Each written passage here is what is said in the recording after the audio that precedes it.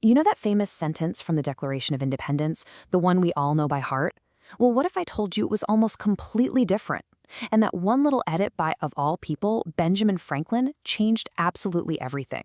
So let's dig into the incredible story behind what just might be the greatest sentence ever written. So this is where it all started. This is Thomas Jefferson's first pass at the Declaration of Independence.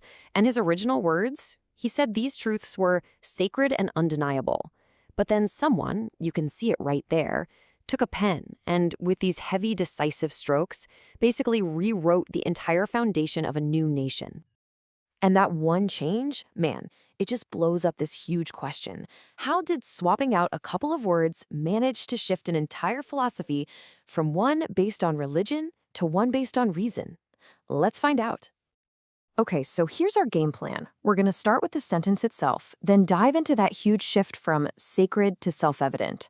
After that, we have to confront the deep, deep contradiction in the phrase, all men. Then we'll look at why Jefferson chose happiness over property. And finally, we'll ask why this is all still an idea worth fighting for right now. So let's go back in time. Picture this. It's Philadelphia, summer of 1776. You've got this committee of 5 guys, but it's really being run by this intellectual dream team, Thomas Jefferson, John Adams, and Benjamin Franklin. Their job? To write a document that will literally justify a revolution. No pressure, right? And this is what they landed on. I mean, just listen to it. It's a sentence so powerful, so full of hope, that it became the defining creed of America. Every single word in there was picked with incredible care, and every one of them carries a ton of weight. Okay, so this gets us right to the heart of that first big edit. It was the old man of the group, Benjamin Franklin, who took his pen, crossed out Jefferson's sacred and undeniable, and scribbled in self-evident. With that one move, he was making a huge argument that America's rights didn't come from some divine power. They were knowable through human reason, all on its own. So where did Franklin even get an idea like this? Well, it probably came from his good buddy, the Scottish philosopher David Hume. Franklin and Hume were really close, and they talked about natural rights all the time. Hume had this theory, which later got called Hume's fork, and it basically said there are 2 different kinds of truth in the world. And here's how you break it down. It's actually pretty simple. An analytic truth is just true by definition. Like, you don't need to go out and survey a bunch of bachelors to know they're unmarried, right? The definition of the word tells you so. A synthetic truth, though, that needs proof. You have to actually go and count the people to know that London is bigger than Philadelphia. So by using that term self-evident, an analytic truth, Franklin and Jefferson were making this incredibly bold claim. They were saying the right to equality and liberty wasn't just, like, their opinion. It wasn't up for debate. No, it was a fundamental truth you could figure out, quote, by the mere operation of thought. It was completely non-negotiable. But, and this is a huge but, this leads us to the most painful, most difficult part of the sentence. A phrase that sounds so incredibly inclusive was, in reality, built on a deep, deep contradiction that was right there at the very founding of America. It's the question that just hangs over this entire document, doesn't it? When they wrote, all men are created equal, were they just using men as a kind of shorthand for all of humanity? The historical record here is it's brutally clear. The answer is no. Even if the phrase had this kind of broad, soaring feel to it, the men who actually wrote it, consciously and intentionally, did not mean for it to include women, or enslaved people, or Native Americans in its promise of equality.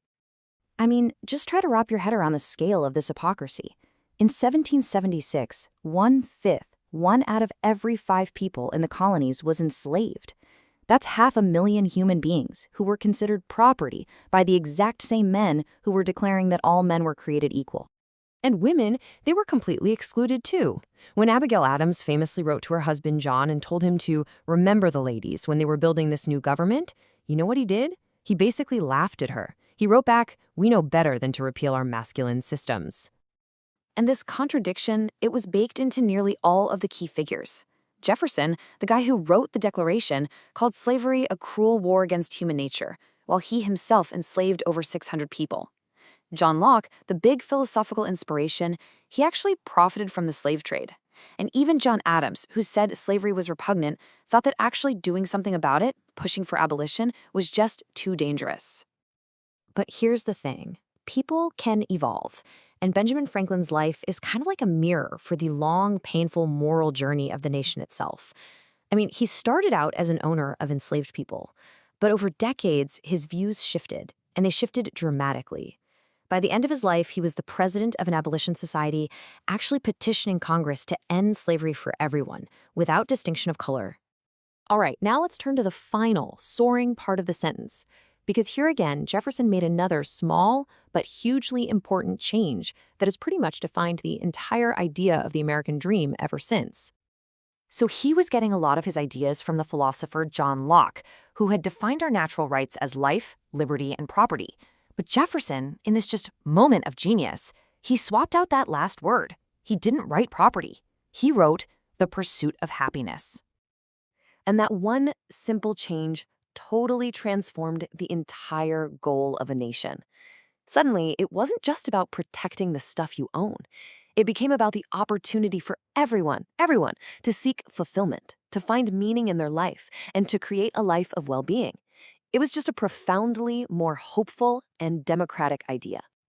So why are we sitting here picking apart a 250-year-old sentence today? Because the ideas inside of it and the huge struggles over what those ideas even mean, they are still at the absolute center of American life.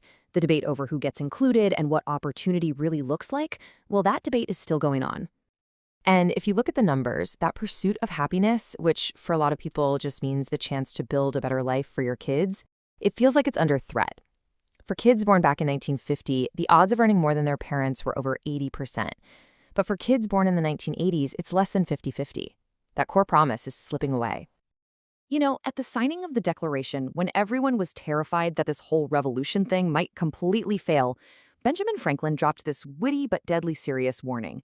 He knew that their only chance of survival was to find some kind of common ground, even with all their differences. And that really brings it all back to us, right now. The sentence they wrote, it's still both a self-evident truth and a massive contradiction. It's an ideal we have never, ever fully lived up to, but it's also one we've never stopped fighting for. So the question it really leaves for us is this. In our own divided time, what's the common ground that you think is worth fighting for?